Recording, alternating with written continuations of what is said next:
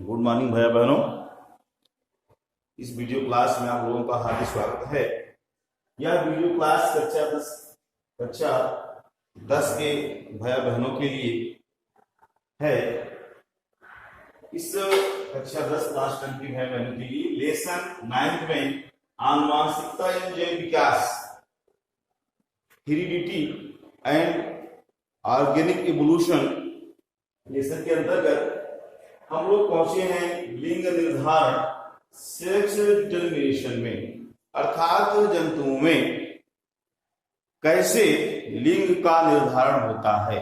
इसका तात्पर्य यह हुआ कि जब निषेचन क्रिया होती है, निषेचन क्रिया के फलस्वरूप बने हुए जाइगोट, जिसे हम भ्रूण कहते हैं, वह भ्रूण नर होगा या मादा,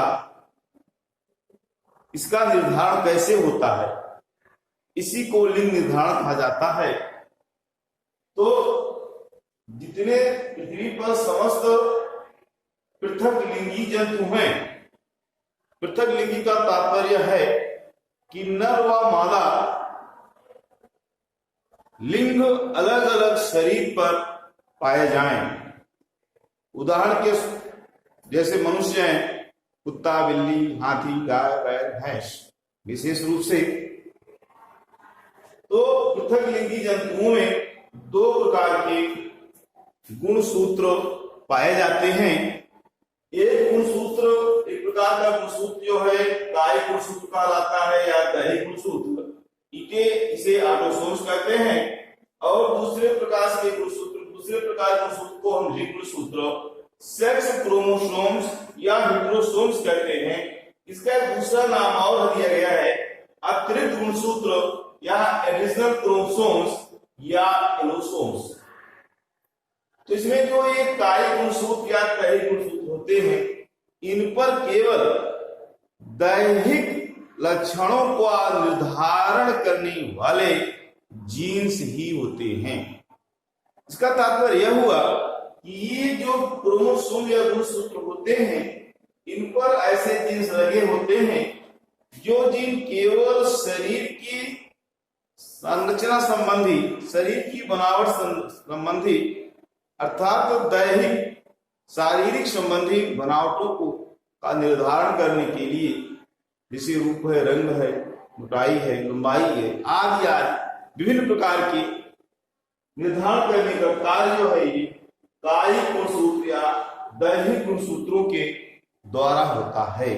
ये जोड़े में होते हैं, अर्थात युगल में होते हैं, और दोनों गुणसूत्र जो हैं एक जैसे होते हैं, एक समान ही होते हैं, उनमें कोई अंतर नहीं होता है। अर्थात जो जोड़े के गुणसूत्र होंगे वो एक समान होंगे। दूसरा आता है लिंग गुणसूत्र या सेक्स क्रोमोसोम, से हेटेरोसोम्स कहते हैं। केवल लिंग का निर्धारण, अर्थात कि निषेचन के पश्चात होने वाला भ्रूण, बनने वाला भ्रूण नर का होगा या मादा का होगा, यह गुणसूत्र का जो निर्धारण करते हैं उन्हें लिंग गुणसूत्र कहते हैं। और सिंबलाइज रूप में इन्हें हम XY के नाम से जानते हैं, XY के नाम से जानते हैं। तो मादा में जो होते हैं, जो गुणसूत्र होते हैं, जो लिंग निर्धारण करते हैं, उन्हें XX के रूप में जानते हैं, और जो नर में होते हैं उन्हें XY के रूप में जानते हैं। लिंग गुणसूत्रों को हमने बताया कि एक दूसरे नाम से भी जाना जाता है, इसे अतिरिक्त गुणसूत्र या एडिशनल क्रोमोसोम के नाम से जानते हैं या एलोसोम्स के नाम से जानते हैं। अब आता है मनुष्य में लिंग निर्धारण। ये तो एक प्रकार से सभी जंतुओं के लिए, सभी के लिए हो गया। यहाँ विशेष रूप से मनुष्यों के बारे में बताने जा रहा हूँ कि मनुष्य में लिंग निर्धारण कैसे होता है। सेक्स डिटर्मिनेशन इन ह्यूमन, अर्थात मनुष्यों में लिंग निर्धारण। मनुष्यों में लिंग निर्धारण, जैसे कि आप लोग पहले से जानते भी हो, जो हमारे शरीर में, अर्थात मनुष्य में क्रोमोसोम होते हैं वो 46 होते हैं। कितने होते हैं? 46 संख्या में होते हैं, या कह सकते हैं कि 23 जोड़े 23 पेयर होते हैं। इन 23 पेयर में 22 जो पेयर होते हैं या इसे हम कह सकते हैं संख्या में 44, ये नंबर 44 अर्थात ये कैसे होते हैं, ऑटोसोम्स होते हैं, ये समान होते हैं और इन्हें भी हमने जो है वो दैहिक या कायिक गुणसूत्र कहा है। अर्थात ये जो 44 संख्या में है 22 जोड़े हैं, ये 22 जोड़े प्रत्येक जोड़ा आपस में एक दूसरे के एक समान ही होगा। एक 23वां जोड़ा जो होता है इसे हम नाम कहते हैं क्रोमोसोम्स या लिंग गुणसूत्र। यह जो 23वां जोड़ा है यह पुरुष में अर्थात मेल में यक्स और वाई होता है, अर्थात असमान होता है। इसमें जो वाई गुणसूत्र होता है वह आकार में छोटा होता है, जबकि फीमेल में जो यह 23वां जोड़ा गुणसूत्र होता है उसे एस के सिंबल से जानते हैं और यह समान आकार में होते हैं दूसरे की, और इसी की आकार का जो है पुरुष का एस गुणसूत्र ही होता है। तो इस प्रकार से ये हो गया मनुष्यों के गुणसूत्र। अब आता है कि मनुष्यों में निर्धारण होता कैसे है। तो यहाँ पर ये बताने की बात है, मनुष्य में 2 लिंग अंग होते हैं, लैंगिक अंग होते हैं।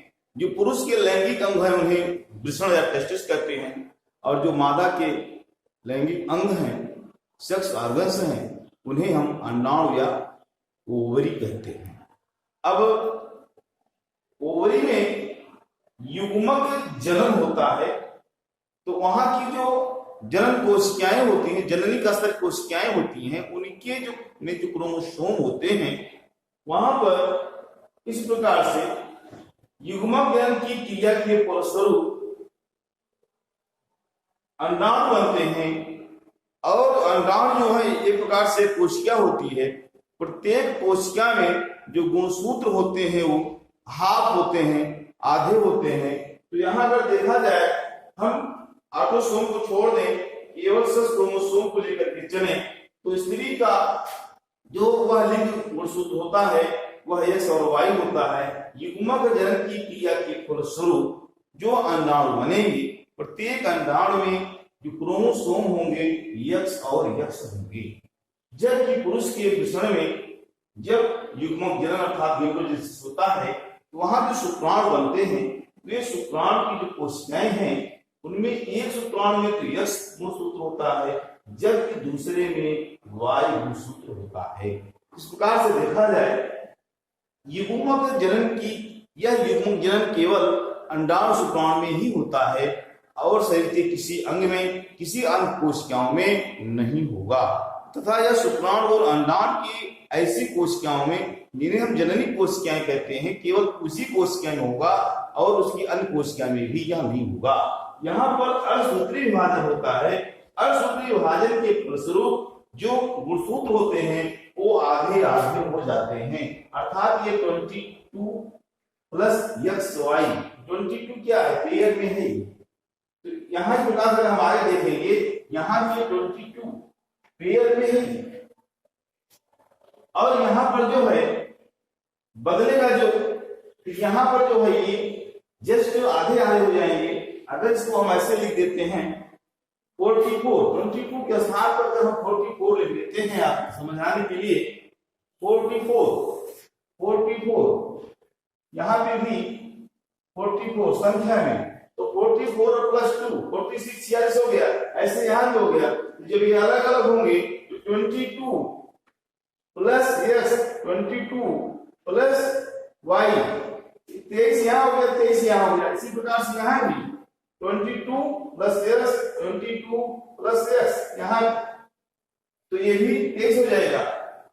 फिर आगे जब फिर यहाँ पर यह हमने इसको दिखाया, अर्थात यदि सेचन क्रिया जब होगी तो शुक्राणु जो है अंडाणु से बनते हैं। ये शुक्राणु देखिए 2 प्रकार शुक्राणु बनते हैं। एक प्रकार के शुक्राणु में केवल एक्स क्रोमोसोम होता है, दूसरे प्रकार शुक्राणु केवल वाई क्रोमोसोम होता है। जबकि यहाँ जो अंडाणु बनते हैं उनमें प्रत्येक अंडाणु में एक ही प्रकार का क्रोमोसोम होता है, जिसे एक्स प्रकार का क्रोमोसोम कहते हैं। अब इस शुक्राणु का इस अंडाणु से निषेचन जब होता है तो इस शुक्राणु के द्वारा इस अंडाणु का निषेचन जब होता है तो यहाँ देखिए एक्स और एक्स मिलते हैं। और इसे हमने यहाँ बताया यक्स यक्स मिलने से जो है वो जो लिंग गुणसूत्र बनेगा किसका बनता है, मादा का। किसका बनता है, मादा गुणसूत्र होता है, अर्थात फीमेल का होता है। किसका होता है, फीमेल का होता है। तो यहाँ पर जो है ये इस प्रकार से ये यहाँ लिखाया गया है, ये पुत्री होती है। अब जब इसी शुक्राणु का इस दूसरे अंडाणु से होता है तो यहाँ पर देखते हैं फिर उसी प्रकार एक्स होता है। यहाँ पे सफेद रंग हमने जो है शुक्राणु को दिखाया क्रोमोसोम, और इस नीले रंग जो है वो अंडाणु को दिखाया, दोनों समान हुई है। अब जब इस शुक्राणु इसका क्रोमोसोम Y है, इससे निषेचन इस किसी भी यक्स अर्थात अंडाणु से होता है तो हम देखते हैं कि यक्स और इस यक्स वाई अर्थात शुक्राणु अंडाणु एक्स वाई होता है, यह अंडाणु यह शुक्राणु और यह अंडाणु एक्स वाई होता है। और यहाँ जो है यह एक्स वाई जो पुरुष के लिए है, इसलिए एक्स और वाई के मिलने से जो है ये पुत्र बनते हैं। तो यहाँ हम देख रहे हैं कि चांसेस हैं पुत्र पुत्री होने के चांसेस हैं वो 50-50% हैं। भैया बहनों, यह पता नहीं है कि किस प्रकार का शुक्राणु होगा, अर्थात उसमें जो उसका न्यूक्लियस में जो गुणसूत्र है वो यक्स का होगा या वाई का होगा, केवल प्रकृति ही जान सकती है, मनुष्य या अन्य कोई यंत्र नहीं जान सकता है। और किस प्रकार का शुक्राणु है, जबकि दोनों अंडाणु जो है अर्थात जितने अंडाणु रहेंगे वो सब केवल यक्स से संबंधित ही होते हैं। तो यह यक्स अथवा वाई इस प्रकार का शुक्राणु है जिस अंडाणु के साथ संयोग बना रहा है अर्थात निषेचन कर रहा है। तो जो संयोग की बात है, तो अगर यदि यह यक्स जो है इस यक्स से मिलता है तो केवल जो है वो यक्स का पुत्री होती है, जबकि यह वाई जो है किसी भी यक्स से मिलता है तो जो है वो यक्स और वाई अर्थात पुत्र होगा। तो 50-50% चांसेस रहते हैं कि पुत्र होगा या पुत्री।